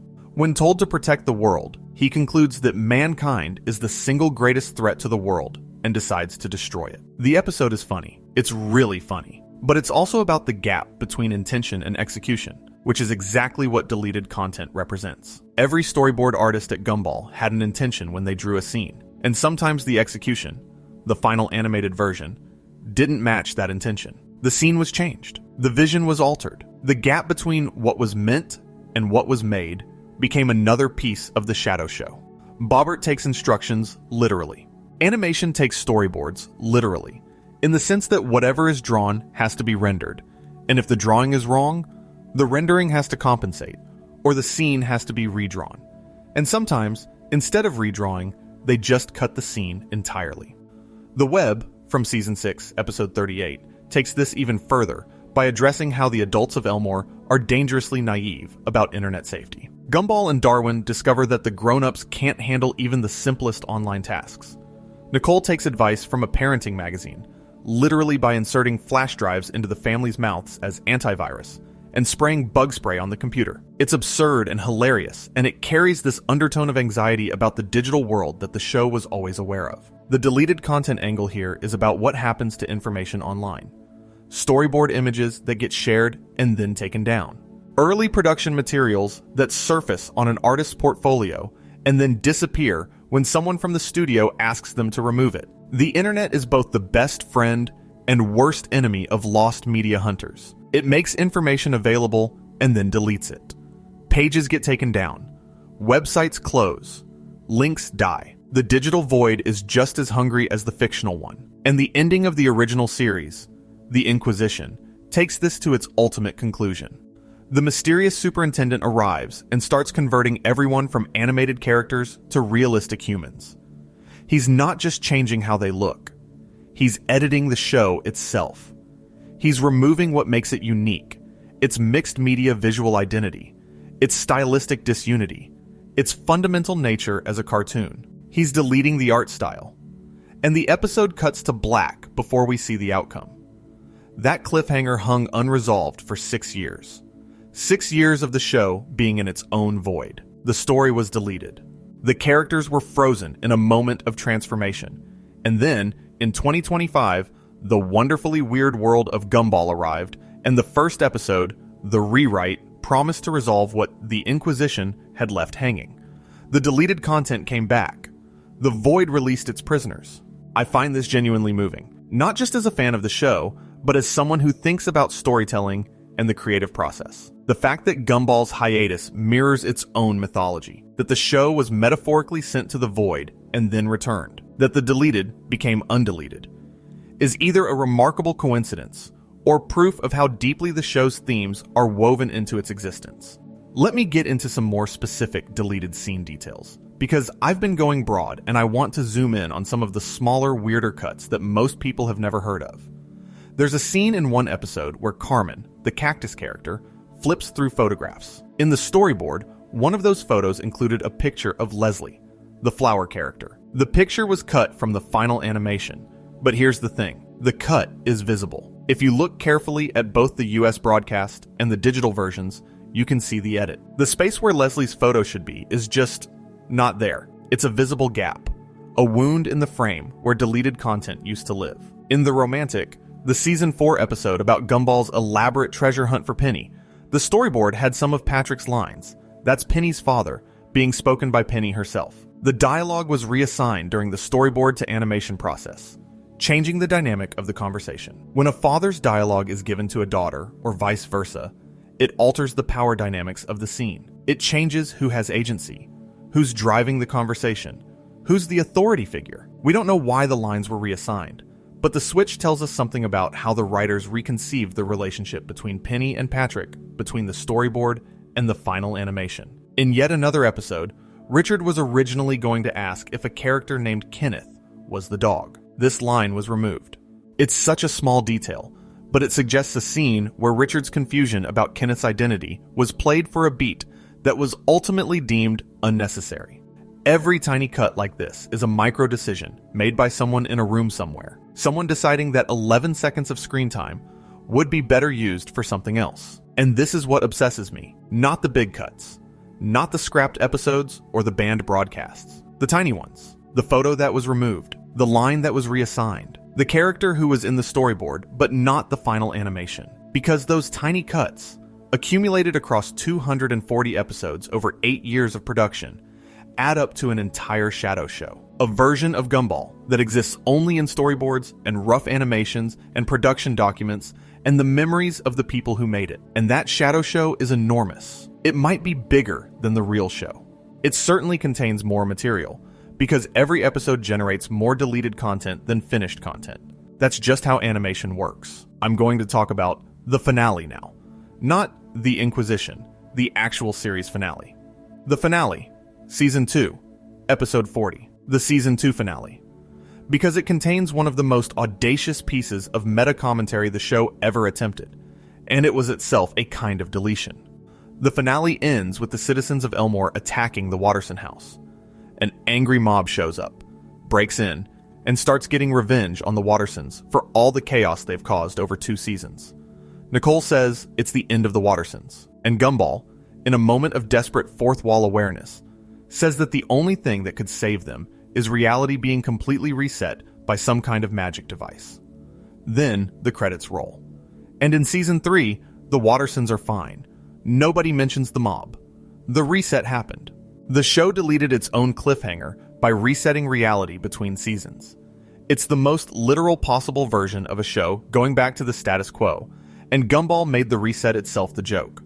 The deleted threat, the erased danger, became a commentary on how episodic television works. Nothing matters. Everything resets. The violence of the season finale was sent to the void along with the consequences. I think about this every time I watch a sitcom hit the reset button. Every time Homer Simpson does something catastrophic and next week everything's normal. Every time a cartoon character falls off a cliff and appears unharmed in the next scene. They're all doing what the finale made explicit. They're deleting consequences. They're sending the events of the previous episode to the void and starting fresh. But only Gumball was honest about it. Only Gumball looked at the audience and said, "We know what we're doing, and we know you know." And the joke is that we're all pretending it's normal, when it's actually the most disturbing thing a fictional universe can do. The Wattersons should be dead. The mob killed them, or would have killed them, if the credits hadn't rolled and reality hadn't reset. And every episode after the finale exists in the shadow of that knowledge. These characters survived by being fictional.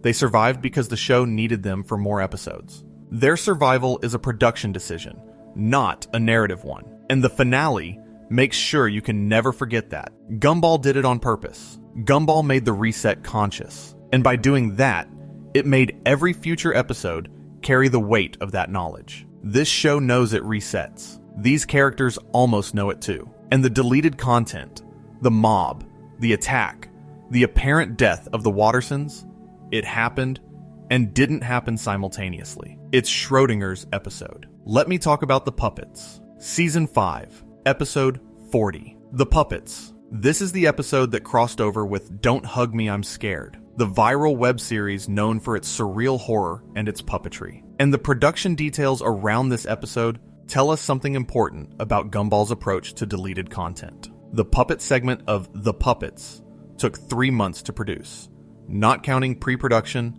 storyboarding, and designing. 3 months. For a segment within a single 11-minute episode, the amount of labor that went into creating physical puppets that could interact with Gumball's animated world, filming them, compositing them into the show's mixed media environment, it's staggering. And the episode that resulted is one of the most visually unique things Gumball ever did. But here's what I wonder. In those 3 months of production, how much puppet footage was shot that didn't make it into the final edit? How many takes were there? How many angles? How many moments of puppet to animation interaction that were filmed, reviewed, and discarded? Physical puppetry generates an enormous amount of unused footage. Because unlike 2D or 3D animation, you can't just delete a frame and redraw it. You have to reshoot. Which means somewhere, probably on a hard drive at the production studio, there are hours of puppet footage from The Puppets that will never be seen. I should also mention something about the Don't Hug Me, I'm Scared crossover specifically.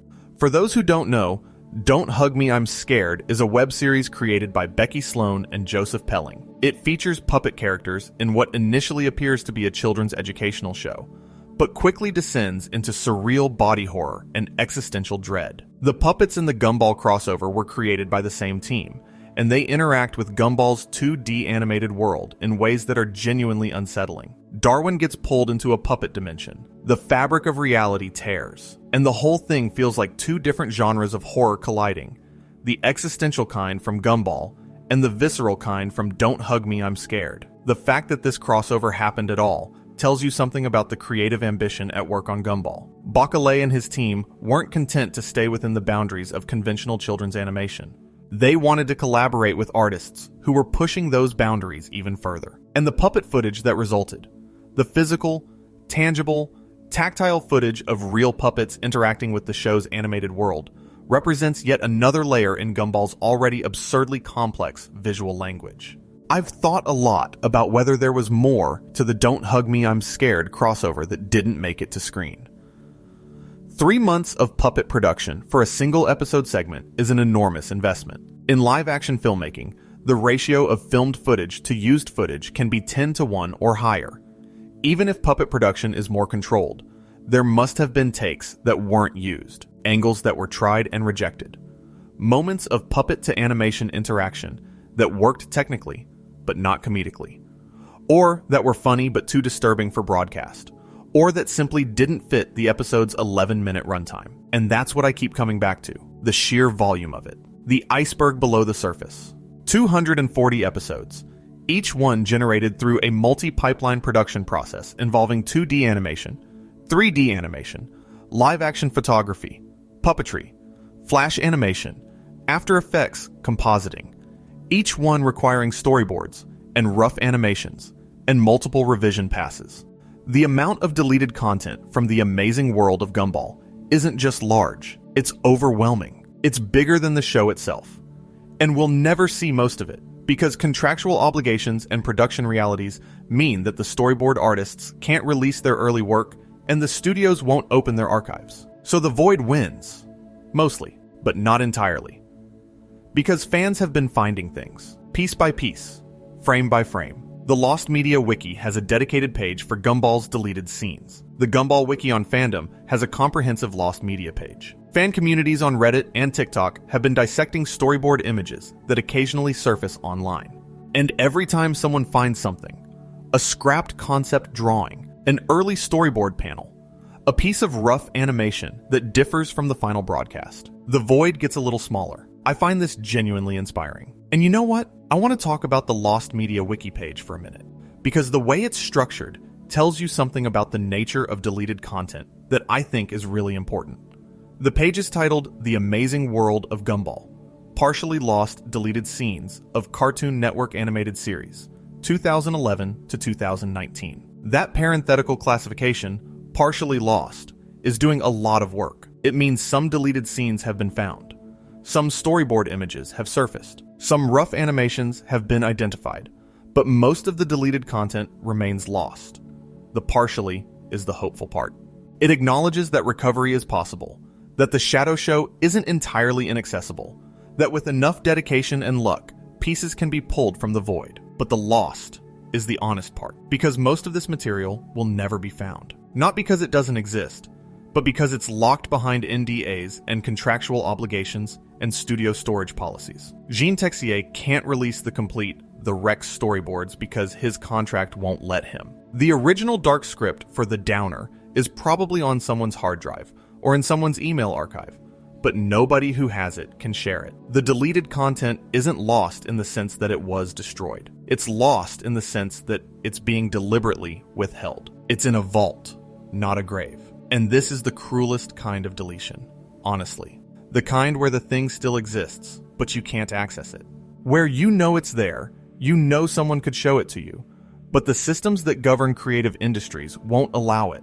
The void isn't empty, it's full, it's just locked. But fans keep looking anyway. The idea that hundreds or thousands of fans are collectively working to reconstruct the shadow show, to find the ghosts, to recover what was deleted. It's like an archaeological dig, except the civilization being excavated is only a few years old, and the artifacts are storyboard panels and production notes. And the fact that they'll never find everything, that the shadow show will always be larger than what's been recovered, doesn't seem to discourage anyone. They keep looking. Let me talk about something specific that fans have noticed. The credits of various episodes contain personnel credits that don't match the final content of the episode. Song lyrics credits for songs that aren't in the episode.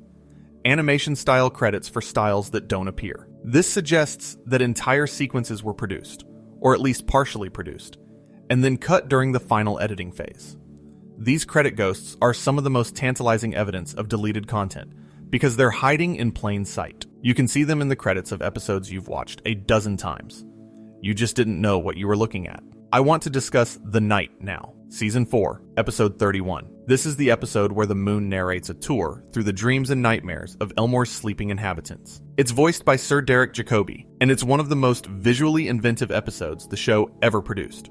Each character's dream reveals something about their inner life. Gumball dreams he's falling from space. Nicole dreams of relaxing on a beach, which Richard's snoring turns into a disaster. Carrie dreams of a cheery Candyland, which to her is a nightmare. And then there's Sussy's dream, which breaks the fourth wall in one of the most unsettling ways the show has ever managed. Sussy's dream shows what appears to be the actual production studio. You hear Gumball's production staff finishing up a recording session. Sussy is revealed to be Aurélie Charbonnier's Chin, the real-life performer who does her motion capture work. Sussy sees herself in a mirror, realizes what she is, and flees in terror, while the staff watch in confusion. The episode also features Daisy the Donkey's dream, in which the usually sweet character tortures a doll version of Aeneas. It's extremely dark. She shoves the doll underwater, rips her limbs off, pops her button eyes.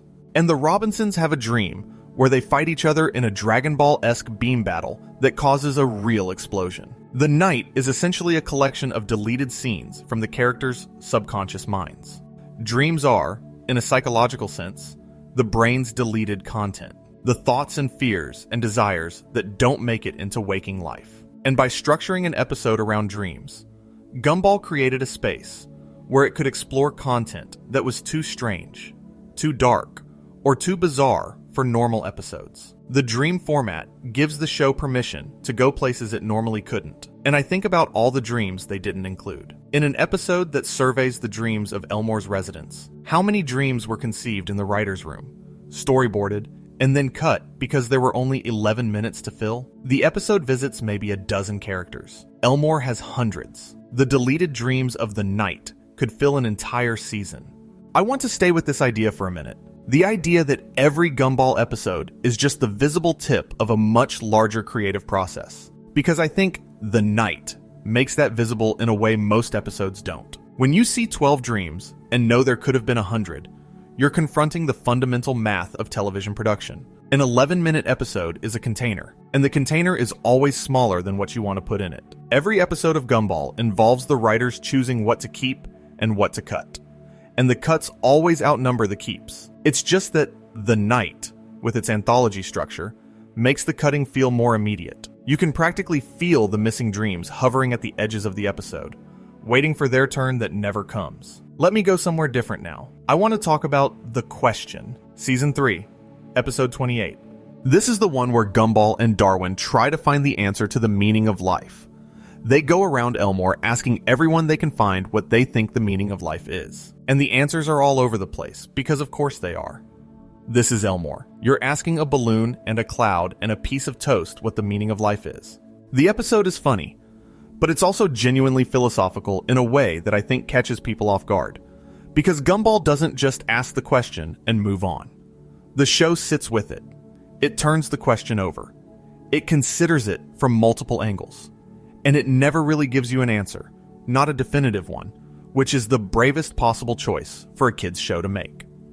Most kids' shows would have given you a tidy moral at the end. Gumball just shrugs and says, look, life is complicated, and maybe the question matters more than the answer. And I think about this episode in the context of deleted content, because the question itself, the meaning of life, is one of those things that gets deleted from kids' television all the time. Studios don't want their shows asking questions that big. Standards and practices don't want 11-year-olds having existential crises because of a cartoon. But Gumball asked it anyway. The question survived the cutting room. And the fact that it survived tells you something important about what Bacalé and his team were willing to fight for.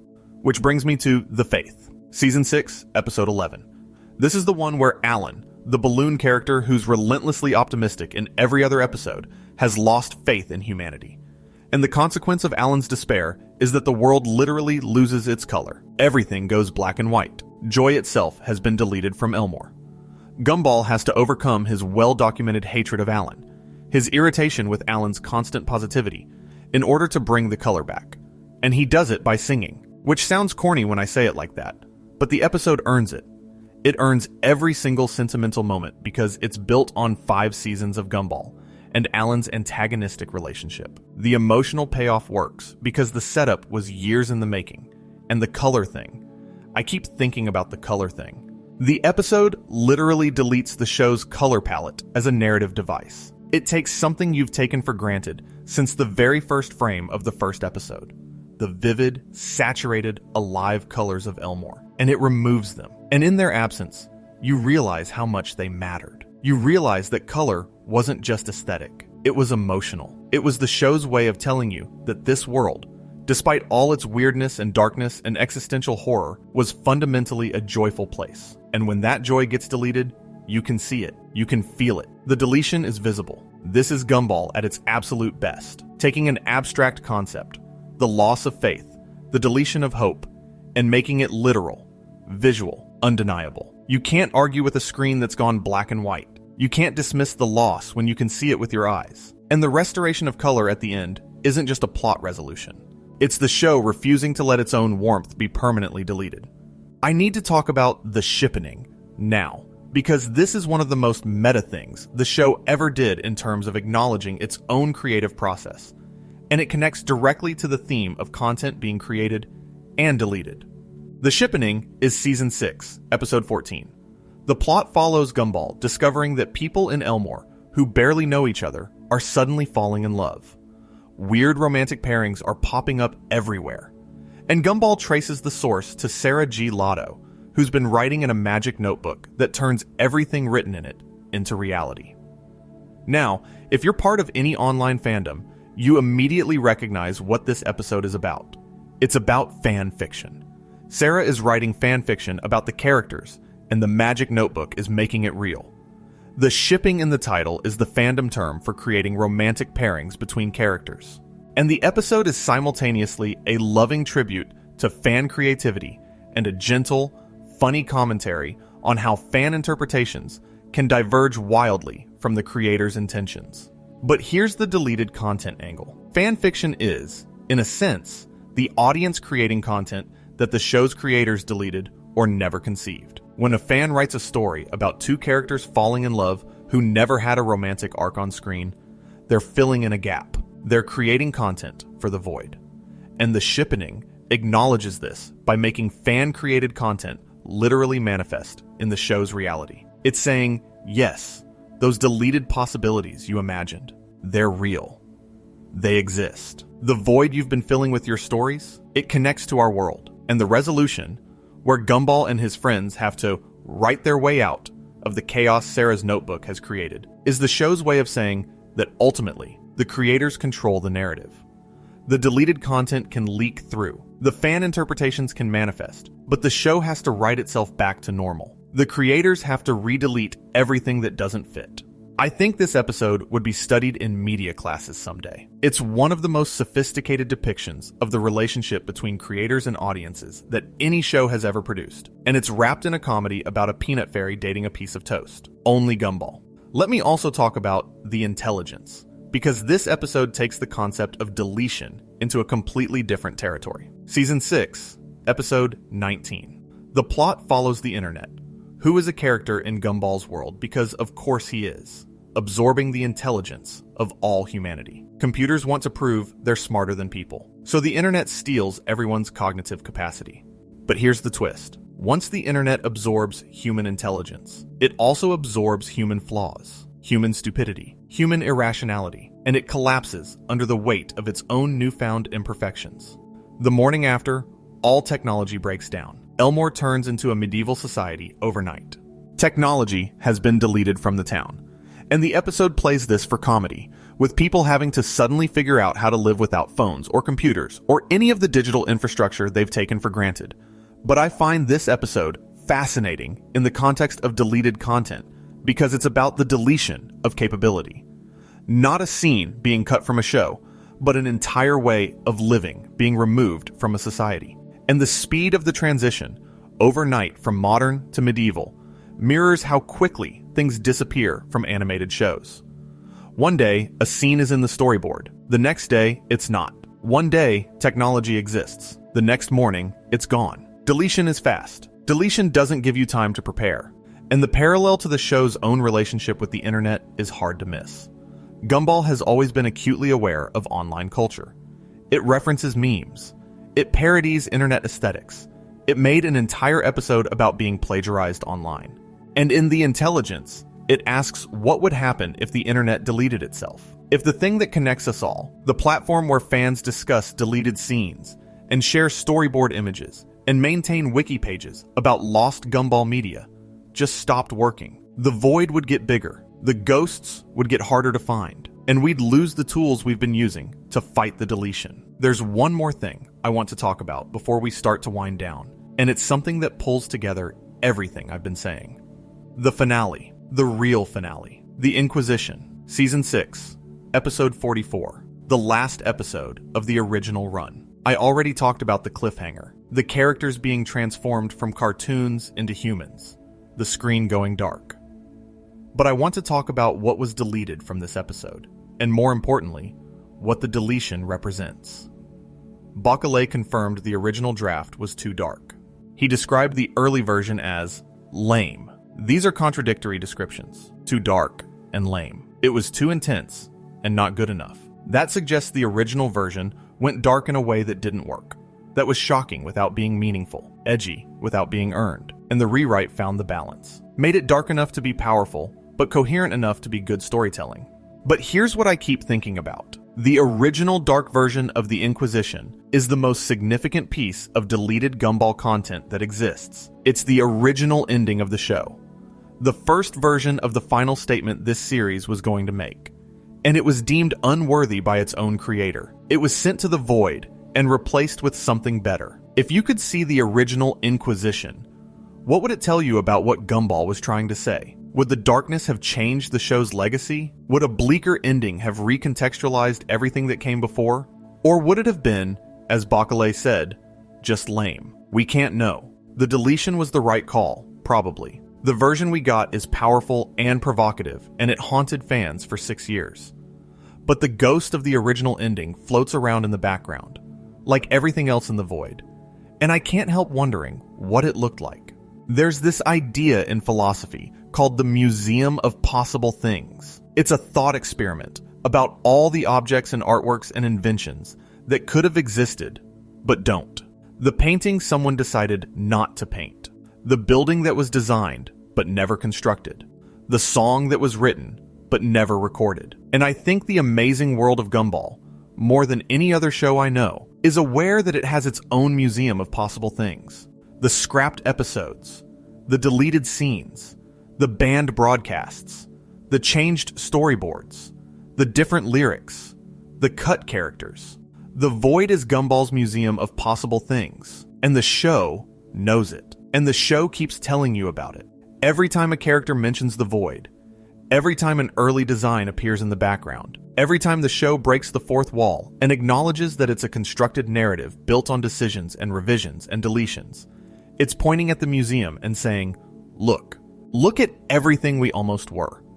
And I want to sit with that for a moment, because I think the museum metaphor helps us understand something about why Gumball's deleted content matters in a way that other shows' deleted content doesn't. Every show has deleted scenes. Every show has scrapped ideas. Every show has episodes that were conceived and never produced, characters that were designed and never used, lines that were written and never spoken. But most shows don't acknowledge this. Most shows pretend that the version you see is the only version that ever existed. The creation process is hidden. The museum is locked. You're not supposed to know about the paintings that were never hung. Gumball built its museum in public. It put the museum inside the show. The Void is a guided tour of everything the show decided not to be. And by making that tour available to every viewer, by embedding deleted content into the fabric of the narrative itself, Gumball did something that I think is genuinely revolutionary for animated television. It made the creative process legible. It taught its audience, most of whom are children, that the things they watch on television are constructed objects made by human beings who make choices and discard alternatives. It demystified the magic trick while simultaneously making the magic more magical. Because here's the paradox. Knowing that the show has deleted content, knowing that there are scrapped episodes and cut scenes and banned broadcasts, doesn't make the show feel less impressive. It makes it feel more impressive. The version we got wasn't inevitable. It was chosen. It was sculpted out of a much larger block of creative material, and the sculptor's choices matter as much as the final shape. When you understand that the Downer was originally about depression and was rewritten, the final version of the Downer becomes more interesting, not less. When you know that the Rex was scrapped because it was too expensive, every episode that did get made feels like a small miracle of budgetary survival. The deleted content gives the show depth, not just narrative depth, though it has that too. Existential depth. The depth of a thing that knows it could have been different. The depth of a thing that has a shadow. Let me tell you one more thing about the wonderfully weird world of Gumball before we wind down. The Revival, the 7th season that premiered on Hulu on July 28th, 2025. Because the fact that it exists changes the nature of every piece of deleted content I've discussed tonight. When the original series ended in 2019 with that unresolved cliffhanger, every deleted scene, every scrapped episode, every piece of lost media from the original run became fixed. Static. The show was over. The museum was closed. Whatever was in the void was going to stay in the void forever. But now, the show is back. The wonderfully weird world of Gumball has already aired its first 2 seasons, and it's been renewed for a 3rd and 4th. Ben Bachelet is still involved. The team at Hanna-Barbera Studios Europe is still making it, and that means the museum is open again. New content is being created, which means new content is being deleted. New storyboards are being drawn, which means new storyboard changes are being made. New episodes are airing in different countries, which means new censorship decisions are being applied. The shadow show is growing, the void is getting bigger, and the ghosts are multiplying. But here's what excites me. The rewrite, the first episode of The Revival, was designed to resolve the cliffhanger of the Inquisition. It picked up where the original series left off and addressed the transformation of the characters from cartoons to humans. It undeleted the ending, and by December 2025, Bachelet was talking about the movie again, mentioning that Rob's family history and motivations would be explored further. The show is still in the business of revealing things it previously deleted. The slow undelete continues, and every episode of the new series carries the weight of everything I've talked about tonight. Every frame exists in the context of all the frames that were cut. Every character who appears is standing in the space where deleted characters used to be. Every joke that lands represents a dozen jokes that were written and discarded. The Museum of Possible Things isn't just a metaphor anymore. It's the show's actual history, and the show knows it. I also want to note something about the fan community that I find really beautiful. When The Inquisition aired in 2019 and the screen went black, the fans didn't just wait for the show to come back. They started creating fan art, fan fiction, fan theories, whole alternate continuations of the story, written by people who love the show too much to let it stay in the void. And in a way, every piece of fan content created during that 6-year hiatus is a form of deleted content too. Not deleted by the creators, but displaced by the canonical return of the show. When the rewrite aired and gave us the official continuation, all those fan theories became the roads not taken, the paths not chosen. They went to the void. The fan community's void. And I think the show knows about this too. The Shipening proved that the show is aware of what its fans create. It knows that for every episode it makes, 1,000 alternative versions bloom in the imaginations of the people who watch it. The show's void is enormous, but the audience's void might be even bigger. I think that's why this show means so much to so many people. Not just because it's funny, though it is. Not just because it's smart, though it absolutely is. But because it's honest about what it is. It's a show made of rejected characters, built on deleted concepts, surrounded by censored content, and haunted by scrapped episodes. And instead of hiding any of that, it made it the story. The mess became the art. The deletions became the mythology. The ghosts became the characters. And maybe that's true of all of us, right? We're all built on top of the things we didn't become, the choices we didn't make, the versions of ourselves we deleted. And the question the show keeps asking, the one it asked when it created the void, and the one it asked when Rob escaped from it, is what happens to the deleted versions? Do they disappear? Or do they linger somewhere, waiting to come back? The show thinks they linger. The show thinks everything we've ever cut from our lives is still out there, in some fold of reality we can't quite see. And that's terrifying, and that's beautiful. And that's why I've spent this long talking about the deleted scenes from a show about a blue cat. I started making this video because I thought it would be interesting. A deep look into a cartoon's cut content, fun, straightforward. I didn't expect it to become something bigger. But the more I dug into Gumball's deleted scenes, the more I realized I wasn't just cataloging production trivia. I was looking at the negative space of a work of art, the shape defined by what's missing. And that shape told me more about what Gumball is than any amount of analysis of the episodes that actually aired. Because the episodes that aired are the choices that survived. They're the storyboard panels that weren't changed, the songs that kept their lyrics, the characters that weren't scrapped, the storylines that weren't too dark, or too expensive, or too weird for broadcast. The episodes that aired are the winners. And you can't understand the winners without understanding the losers. You can't see the shape of the show without seeing the space around it. Gumball taught me that. Not through its episodes, through its deletions. I want to end by going back to where we started. That single frame in the void.